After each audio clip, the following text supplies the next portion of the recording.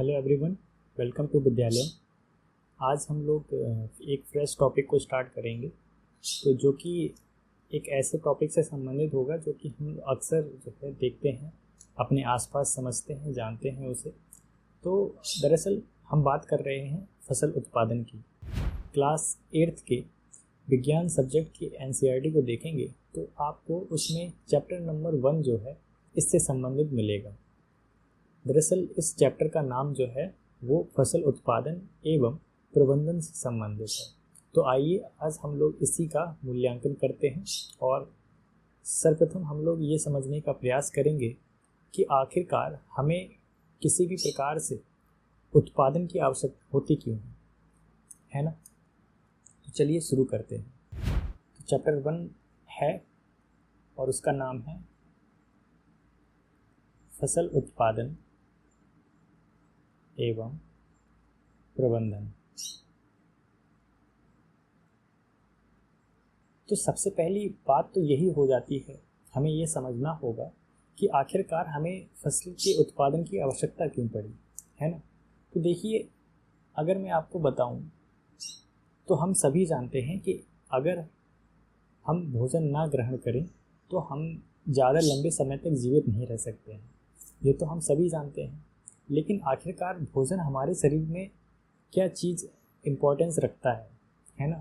या हमारे शरीर में जो भी आज हम जो भी काम करते हैं, जो भी कार्य कर रहे होते हैं, चाहे वो खेलना, कूदना, दौड़ना, इधर उधर भागना, ये सारे के सारे काम या कोई मेहनत का कार्य अगर आप कर रहे होते हैं तो इन सब के सब में जो सबसे महत्वपूर्ण बात निकल के आती है वो आती है कि इन सभी कार्यों के लिए जो आवश्यक ऊर्जा है ना, तो उस ऊर्जा का जो स्रोत है वो आखिरकार कहाँ से हमें मिलता है, तो वो हमें भोजन से मिलता है।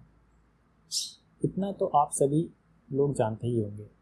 लेकिन अगर हम बात करें भोजन की तो हम ये पाते हैं कि हमारा जो भोजन है वो हमें 2 स्रोतों से प्राप्त होता है। वो कौन कौन से 2 स्रोत हैं, तो देखिए, एक तो हम जो अपना भोजन है वो पौधों से प्राप्त करते हैं, है ना। अब पौधों से हम कई प्रकार से उनका उपयोग कर सकते हैं।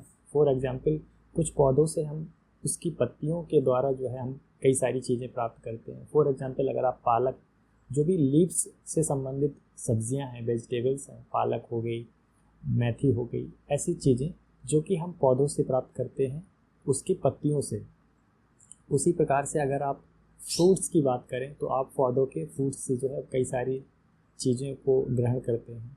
स्टेम्स में मौजूद जो तने हैं उसमें कई प्रकार के आपको चीज़ें देखनी पड़ती हैं और साथ ही साथ आपको कुछ चीज़ रूट से भी प्राप्त होती हैं पौधों की। फॉर एग्जांपल, अगर आप अदरक की बात करें, आप सलजम की बात करें, गाजर की बात करें, तो ये अमूमन जो है पौधे ऐसे पौधे होते हैं जिनकी रूट्स में जो है ये प्रोडक्ट हमें देखने को मिलते हैं।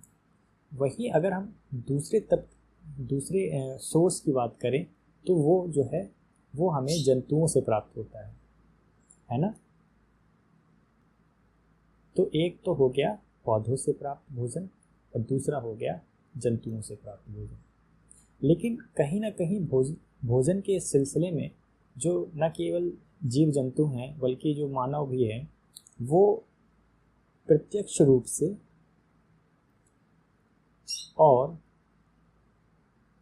अप्रत्यक्ष रूप से दूसरों पर निर्भर है।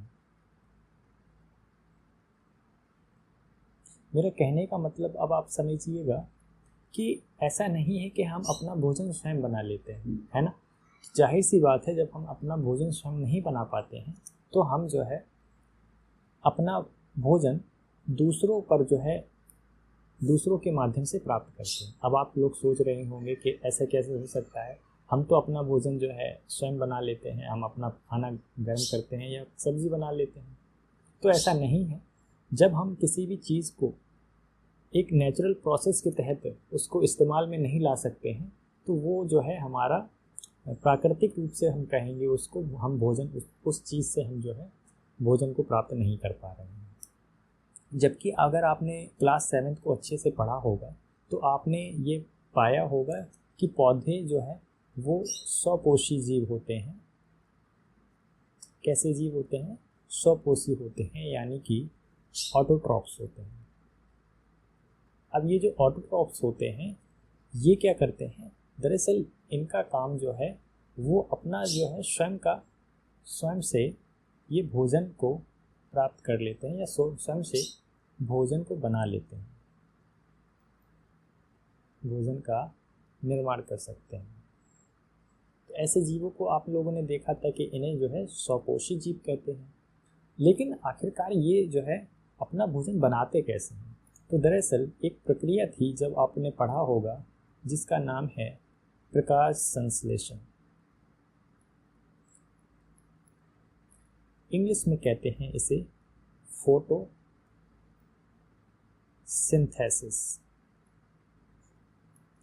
दरअसल यह प्रक्रिया हमारे प्रकृति में अमूमन प्रत्येक पेड़ पौधों में देखने को मिलती है, और यही एक प्रक्रिया है जिसके माध्यम से पौधे अपना भोजन बनाते हैं। और सारी की सारी सृष्टि, अगर हम बात करें अपनी पृथ्वी की, तो इसी फोटोसिंथेसिस प्रक्रिया के माध्यम से आज हमारे कई सारे जीवों को, न केवल पौधों को बल्कि पौधों के पर निर्भर कई सारे अन्य जीवों को भी आज भोजन इसी प्रक्रिया के माध्यम से प्राप्त होता है। तो आपने यह देखा होगा कि जब हम प्रकाश संश्लेषण की बात करते हैं तो आपको पता होगा, जब आपने क्लास 7 में आपने पढ़ा होगा, तो दरअसल ये जो प्रक्रिया है वो हमें नेचुरली मिलती है। अगर हम यहाँ पर सन की बात करें, है ना, और अगर हम यहाँ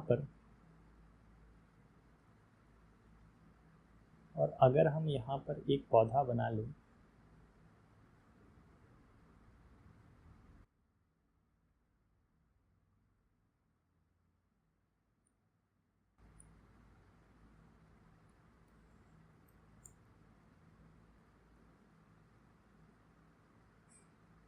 ये आप सब लोग देख रहे होंगे, ये इसकी जड़ें हैं। मैंने एक ये रफली डायग्राम बनाया है। आप लोग, मैं आशा करता हूँ आप लोग अच्छे से इसे बना लेंगे। देखिए, हालांकि पत्तियाँ इतनी बड़ी नहीं होती हैं, ये आप भी समझते हैं। तो चलिए, अब देखिए, आप यहाँ पर कई सारी चीज़ें देख रहे होंगे, है ना, कि ये जो वाला हिस्सा है पौधों का, इसे हम लोग फ्लावर कहते हैं, है ना। ये हमारे पौधे की पत्तियाँ होती हैं, जिसे हम लीफ कहते हैं। ये जो होता है वो रूट्स कहलाता है। पौधों की जो जड़ें होती हैं, या मूल जिसे हम हिंदी में कहते हैं, वो होता है। और ये वाला जो हिस्सा होता है इसे हम स्टेम कहते हैं। मोटे तौर पर आप लोग जानते ही होंगे इन सारी बातों को, क्योंकि आपने ऑलरेडी पढ़ रखा है। बट अगर हम बात करें फोटोसिंथेसिस प्रक्रिया की, तो दरअसल इस प्रक्रिया में होता क्या है कि इसमें जो पौधे हैं वो कई सारे माध्यमों का उपयोग करते हैं, जिसके माध्यम से वो अपना भोजन प्राप्त कर पाते हैं। तो दरअसल क्या होता है कि ये जो पत्तियां हैं, ये आप देख पा रहे हैं, इन पत्तियों के अंदर छोटे छोटे पोर्स होते हैं। अगर आप इनको मैग्नीफाइंग करेंगे, या फिर जो सूक्ष्मदर्शी है, माइक्रोस्कोप है, उससे अगर आप देखने का प्रयास करेंगे, तो आप पाएंगे कि इसमें छोटे छोटे प्रकार के छिद्र पाए जाते हैं। और इन छिद्रों में एक विशेष प्रकार का एंजाइम पाया जाता है। इनकी पत्तियों में एक विशेष प्रकार का एंजाइम पाया जाता है, जिसका नाम है क्लोरोफिल। तो ये जो क्लोरोफिल है, ये हिंदी में इसे कहते हैं हरित लवक।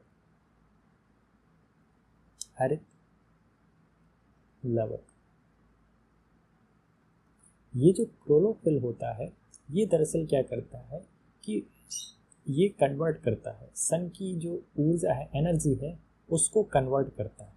अब इसके लिए दरअसल क्या होता है कि जो एटमॉस्फेयर में मौजूद कार्बन डाइऑक्साइड गैस होती है ना, और देखिए ये जो हमारे प्लांट्स हैं उनको वाटर जो है वो ग्राउंड से मिल जाता है, क्योंकि ग्राउंड में काफ़ी ज़्यादा वाटर होता है, तो इन्हें जो है वाटर यहाँ से मिल जाता है, रूट्स के माध्यम से जो है प्राप्त कर लेते हैं।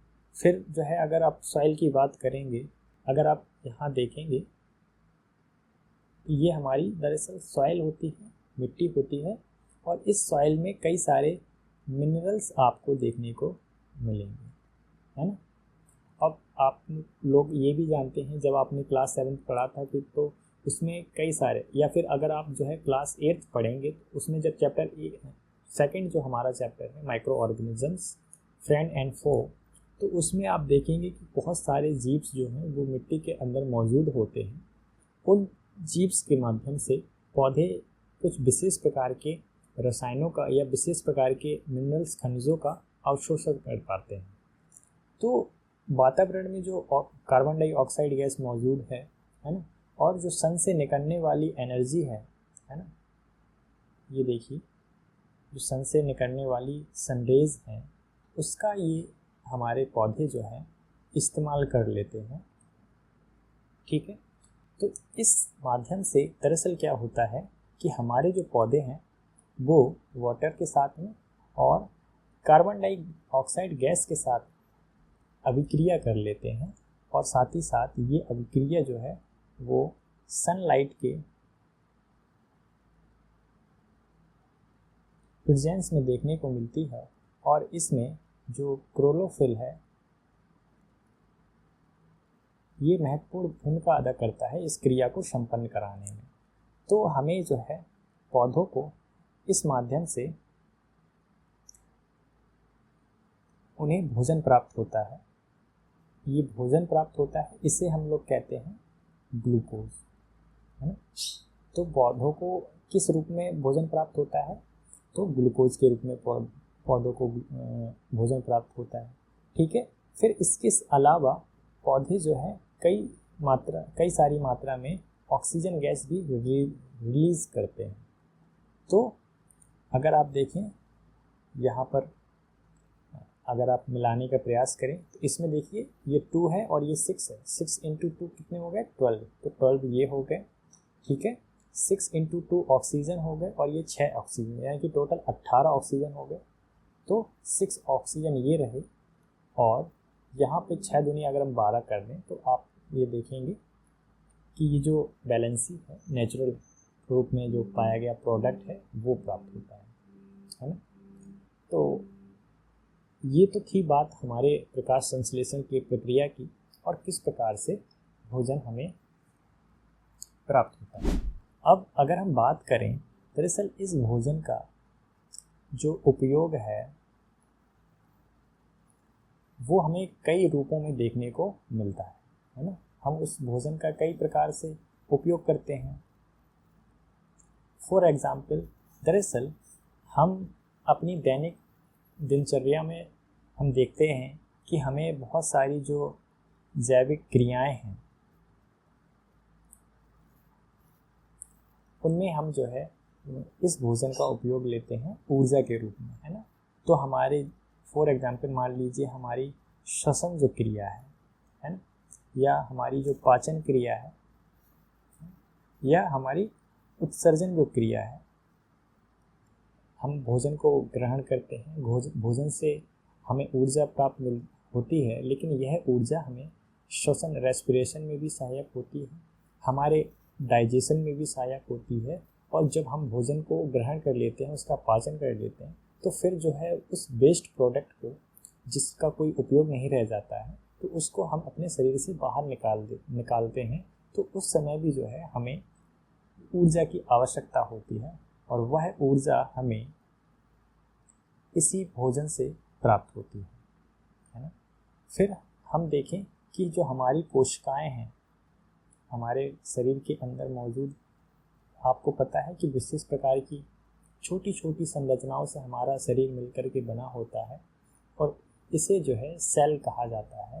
तो कोशिकाओं के निर्माण में भी, निर्माण कहें या हम कहें पुनर्निर्माण में भी हमें भोजन की आवश्यकता होती है। है ना। इसके अलावा किसी भी प्रकार के कार्य के लिए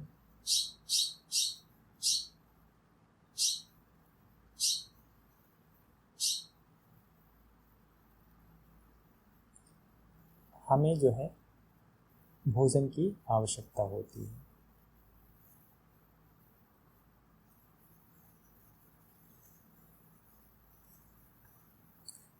ठीक है, अब हम क्या करते हैं कि चूंकि अभी तो हमारी ये एक व्यक्ति की ये आवश्यकता थी, हमने देखा हमारी स्वयं की आवश्यकता थी, लेकिन चूंकि हमारे देश में बहुत सारे लोग रहते हैं, बहुत सारी जनसंख्या रहती है, तो ऐसे में बहुत सारी जनसंख्या के लिए हमें क्या करना पड़ता है, इसीलिए बहुत सारी मात्रा में, अधिक मात्रा में हमें भोजन की आवश्यकता होगी, है ना।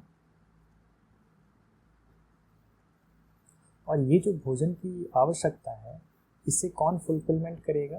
तो जाहिर सी बात है, इसे जो है हम ऐसे स्रोतों से प्राप्त करेंगे जो आसान हो और ज़्यादा मात्रा में हमें उत्पादन दे सकें, यानी कि ज़्यादा मात्रा में हम उनका उपयोग कर सकें। तो ऐसे में कुछ विशेष प्रकार के पौधे होंगे, है ना, कुछ विशेष प्रकार के पौधों का उपयोग किया जाएगा, है ना।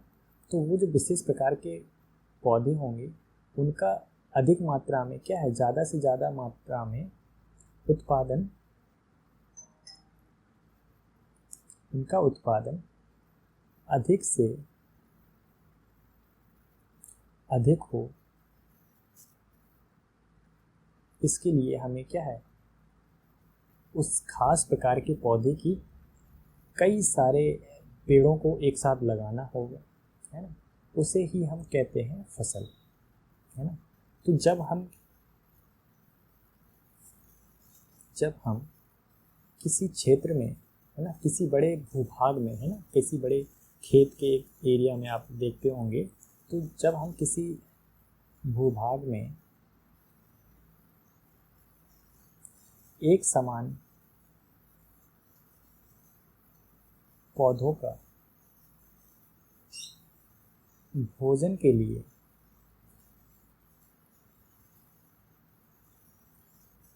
उत्पादन कराते हैं, तो इसी को ही क्या कहते हैं, फसल कहते हैं, है ना। तो अगर आप देख पा रहे होंगे, तो ये जो दरअसल भोजन है, भोजन का उत्पादन है,